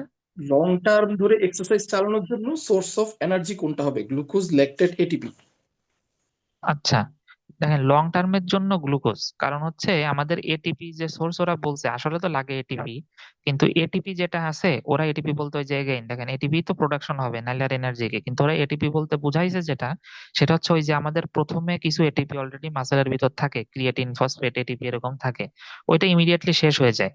এরপর আমাদের যে ল্যাকটেটটা প্রোডাকশন হয় সেটা হচ্ছে আপনার ওই অ্যানারোবিক সিস্টেমের এখানে। আর গ্লুকোজ যেটা থাকে সেটা লং টার্মে দিবে। এই যে আমরা অ্যারোবিক এক্সারসাইজের কথা বলতেছিলাম, যে কন্টিনিউয়াসলি অ্যারোবিক এক্সারসাইজ কিন্তু বলা আছে যে এটা কতক্ষণ সাপ্লাই দিবে, অ্যাজ লং অ্যাজ নিডেড। অর্থাৎ আমরা যখন অ্যারোবিক সিস্টেমটা এস্টাবলিশ করে ফেলতে পারবো, যতক্ষণ ধরে আমি মাসেল অ্যাক্টিভিটি করব ততক্ষণ পর্যন্ত অ্যারোবিকই সাপ্লাই দিতে থাকবে। এখন অ্যারোবিক তো অক্সিজেনটা সাপ্লাই দিচ্ছে, অক্সিজেন যে এটিপি প্রোডাকশনটা যে করবে, এনার্জি প্রোডাকশনটা করবে, তার জন্য অক্সিজেনের সাথে লাগে গ্লুকোজ। সো সেই হিসেবে ওরা বলছে যে গ্লুকোজের কথা, বুঝতে পারছেন? জি জি জি। ভাই, আরেকটা কোশ্চেন হুম। ছিল যে আমাদের যে ডায়াবেটিস থেকে যে আমাদের ফ্রোজেন শোল্ডার হয়, ওখানে কি আমরা এক্সারসাইজ হিসেবে রেঞ্জ অফ মোশন এক্সারসাইজ দিই না? হুম। আর হ্যাঁ। থেরাপি, জি জি, ডায়াবেটিস থেকে যে ফ্রোজেন শোল্ডার হয়, ওখানে হ্যাঁ। আমরা এক্সারসাইজ হিসেবে তো রেঞ্জ অফ মোশন ROM যেটা ওটা দিই, তাই না? জি। আর থেরাপি হিসাবে আমরা কোনটা দিই, লেজার নাকি ইউএসটি? আচ্ছা। যদি এসবি আসে হ্যাঁ, যে হ্যাঁ। ফ্রোজেন শোল্ডারে যদি আমি, জি, জি, এটা এটা একদম ফিক্সড অ্যান্সার, ইউএসটি। বুঝছেন? এটা ইউএসটি, এটার একটা আছে, মানে আমাদের তো ওয়ার্ডে এটা মানে রেগুলারলি ইউজ হয়, বুঝছেন, ইউএসটিটা ফ্রোজেন শোল্ডারের জন্য। আর এটার আপনি রিজনটা আপনাকে আমি বলে দিচ্ছি যে ইউএসটি কেন হবে। ইউএসটি, আপনি কি এমনি ইউএসটি টপিকটা পড়ছেন বা পড়া হয়েছে এমনি? জি জি জি, পড়া হয়েছে, জি হ্যাঁ, হ্যাঁ, হ্যাঁ, হ্যাঁ। ইউএসটি তে আমরা একটা কথা বলা আছে, আমরা স্পাইনাল কর্ড বা ওইখানে কিন্তু ইউএসটি দিই না। এটা কেন দিই জি না, কন্ট্রা ইন্ডিকেটেড। কারণ হচ্ছে ওখানে ক্যাভিটেশন হইতে পারে, মানে ইউএসটির কাজই হচ্ছে ক্যাভিটেশন বা এগুলো করা। আমরা যদি ওটার একটু বেসিকও দেখি, যে ওটা যেহেতু একটা সাউন্ড ওয়েভ, কোনো প্রকারের রে না কিন্তু, যেমন ধরেন আমাদের ইলেকট্রিক কোনো কিছুও না, আবার আমরা যে ইনফ্রারেড এগুলোর মতো যে কোনো রে, মানে রশ্মি, সহজ কথা আলোক রশ্মি, সেরকমও না। তো এটা কি, জি এটা জি একটা সাউন্ড ওয়েভ, মানে এটা সবকিছুর ভিতরে একটু ভাইব্রেট করে দেয়, কাঁপাই দেয়, এরকম। আমাদের ফ্রোজেন শোল্ডারে যেটা হয়, আমাদের ওইখানে একটা যে ফাইব্রাস টিস্যু বা কোলাজেন টিস্যু এগুলা মিলে জয়েন্টটাকে স্টিফ করে রাখে, বুঝছেন? তো এই জি জয়েন্টের জি স্টিফনেসটা কমানোর জন্য আমাদের ওই ফাইবার গুলো ভেঙে ভেঙে দিতে হবে। তো এইটার জন্য ইউএসটিটা সবচেয়ে বেস্ট, যে ইউএসটি, এবং এইটাই দেওয়া হয় ম্যাক্সিমাম ক্ষেত্রে। তো আমরা ইউএসটিটা দিব, দেওয়া হয় এভাবে যে ইউএসটি দিয়ে আমরা একটু ফাইবার অল্প অল্প ভেঙে দিই। ইউএসটিটা ব্যথাও কমায়, সেটার ইফেক্টও আছে, ওর ব্যথাও কমাবে, সাথে সাথে ফাইবার ভেঙেও দিবে হালকা। এই যে দিল, দেওয়ার সাথে সাথেই, এমন না যে এখন ইউএসটি দিছে পরে অন্য কোনো সময়, ইউএসটি দেওয়ার সাথে সাথেই দেখেন, তখন একটু গরম গরম আছে, তো জায়গাটা মোটামুটি নরম আছে, ফাইবার ভাঙছে, তখনই ওই রেঞ্জ অফ মোশন এক্সারসাইজ দিতে হয়, যাতে ওই আগের রেঞ্জ অফ মোশন ফিরে পায় রোগীটা, মানে ফাইবার আরো টান পড়ে। তো ইউএসটি হবে এটার অ্যান্সার আর কি। জি, থ্যাংক ইউ। আর আরেক আর দুই একটা কোশ্চেন ছিল, হ্যাঁ, করবো একটু? হ্যাঁ, বলেন, সমস্যা নেই। জি জি, আমাদের পিএমআর এ অ্যানেস্থেসিয়া হিসাবে কোন ধরনের লেজার আমরা ইউজ করি, হিলিয়াম নিয়ন নাকি কার্বন ডাই অক্সাইড এসবি আসলে? উম এটা অ্যানেস্থেসিয়া হিসেবে, তাই তো? জি, এটা আমাদের পিএমআর এ সম্ভবত হিলিয়াম নিয়নটা ইউজ হয়, আমি যতদূর জানি।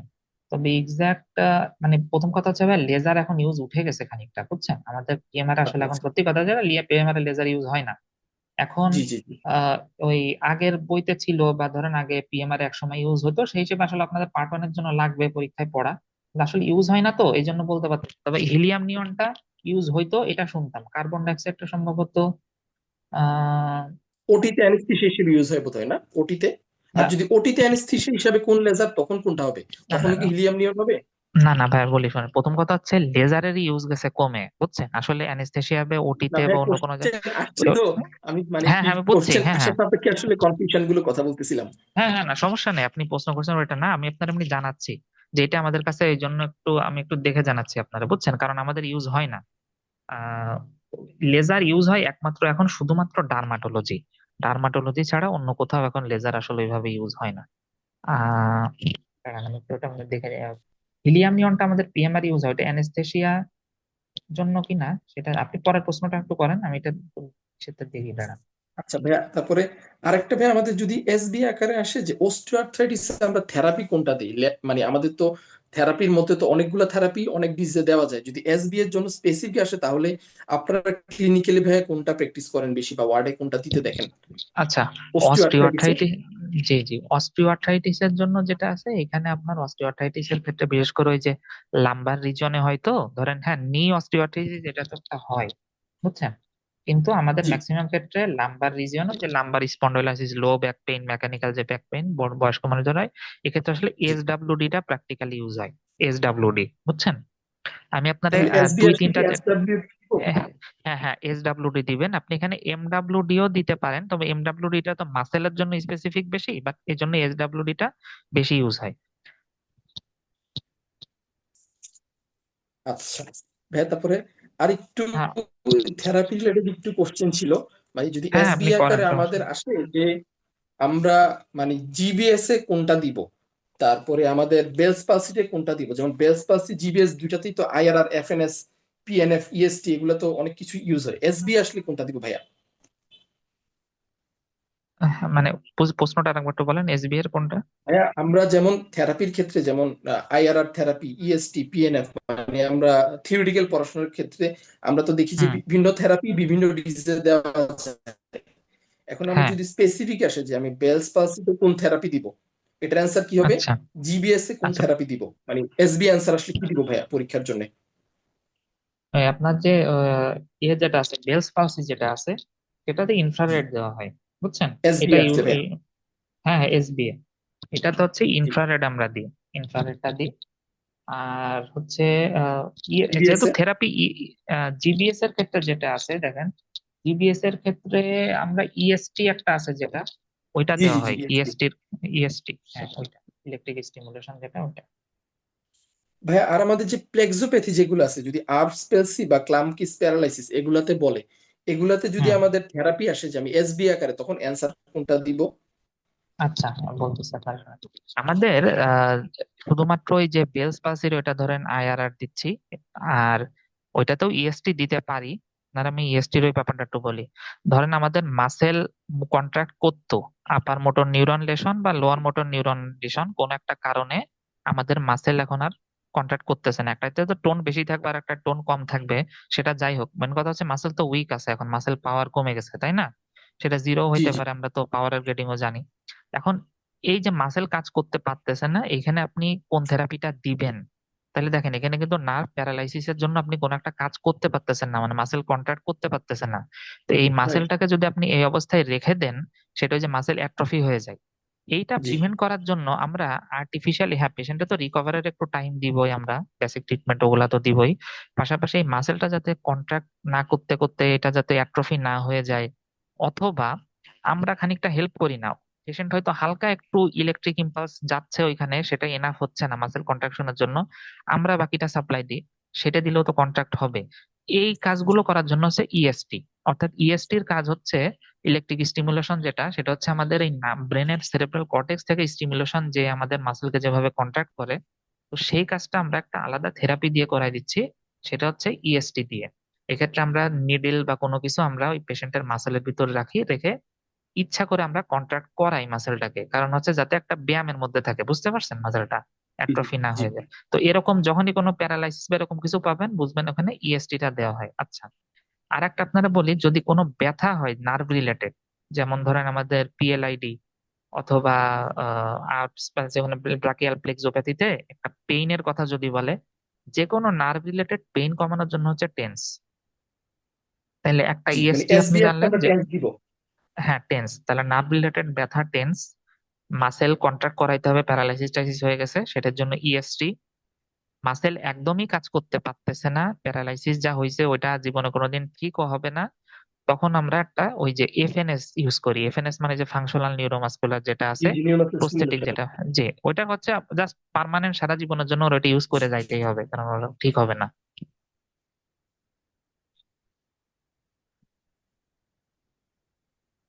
ফার্স্টাইটিস ওইটাতে আমরা কোন থেরাপি দেই এসবি এর জন্য, কো- যদি বলি? কোনটা কোনটা প্লান্টার ফার্স্টাইটিসে।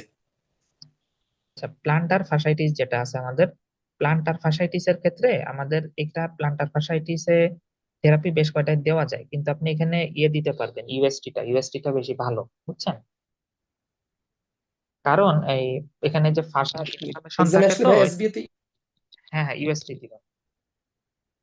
জি ভাই, আরেকটা যেটা ছিল যে আমাদের হাইপার হাইড্রোসিসে আমরা কি আইএফএন দেই নাকি আয়ন্টোফোরোসিস দিব, মানে এসবি আসলে? হাইপার হাইড্রোসিসে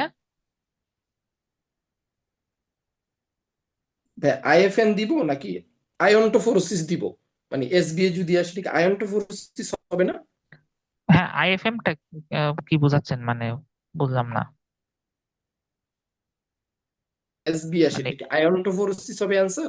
এটা একটু জানার হ্যাঁ, ছিল এটার আর কি। অ্যান্সার তো হ্যাঁ হ্যাঁ, এটা আয়ন্টোফোরোসিসই হবে। আপনি আইএফএম দিয়ে কোনটা বোঝাচ্ছেন বুঝছেন না, মানে আপনি ইন্টারফারেন্সিয়াল এর কথাটা বলতেছেন না অন্য জি জি কিছু? জি জি জি। ইন্টারফেরেন্সিয়াল থেরাপি ও এটা না আয়ন্টোফোরোসিস কোনটা, মানে আমার একটু কনফিউশন ও ছিল আর কি। না না, এটা এটা আয়ন্টোফোরোসিস দিবেন, কারণ আয়ন্টোফোরোসিস এর মানে যে কটা ইন্ডিকেশন দেওয়া আছে দেখবেন, বাকিগুলো ইউজ হোক না হোক এই একটা আর কি, বুঝছেন? জি জি। আরেকটা একটু যেটা ছিল, মানে আমাদের স্ট্রেনাস এক্সারসাইজ বলতে কি আমরা আইসোটোনিকটাকে বুঝাবো নাকি মেট্রিকটাকে বুঝাবো? আইসোটোনিক হবে না যদি বলে which is the example of strenuous exercise? হ্যাঁ, স্ট্রেনাস আইসোটোনিক। স্ট্রেনাস বলতে আমরা আইসোটোনিক। জি, থ্যাংক ইউ ভাইয়া। আসলে আমার অনেকগুলো হ্যাঁ, কনফিউশন ছিল, একটু ক্লিয়ার হ্যাঁ, করার ঠিক জন্য আছে। Actually thank you. ঠিক আছে ভাই, তাইলে মোটামুটি পর্যন্ত আপনার তো ওই জুনেই কি জানুয়ারিতে বসবেন আপনি নাকি? জানুয়ারিতে দিব ভাইয়া, হ্যাঁ জানুয়ারিতে দিব। আচ্ছা, আচ্ছা, বুঝতে পারতেছি। ঠিক আছে ভাই, তাহলে মোটামুটি বেস্ট অফ লাক। ভাইয়া এইভাবে আর যদি কোনো কনফিউশন থাকে, একটু আপনার সাথে কি যোগাযোগ করার কোনো সুযোগ থাকবে কোশ্চেনের বিষয়ে, বা একটু কোনোভাবে যোগাযোগ করার কোনো সুযোগ আছে আপনাদের সাথে? আপনি কি আমাদের গ্রুপে অ্যাড আছেন না? আমি আপনাদের গ্রুপে ভাইয়া অ্যাড নাই, আমি আগে একটা ব্যাচে ভর্তি ছিলাম আর কি, আপাতত অ্যাড নাই আর কি গ্রুপে। না, আপনি আমাদের তাইলে ফিজিক্যাল মেডিসিনের এমনি তো একটা গ্রুপ আছে, আপনি ওখানেও পোস্ট বা যে কোনো কিছু করতে পারেন, সমস্যাগুলো একসাথে লিখে, বুঝছেন? জি জি, ঠিক আছে ভাইয়া, থ্যাংক ইউ ভাইয়া। ঠিক আছে, ঠিক আছে।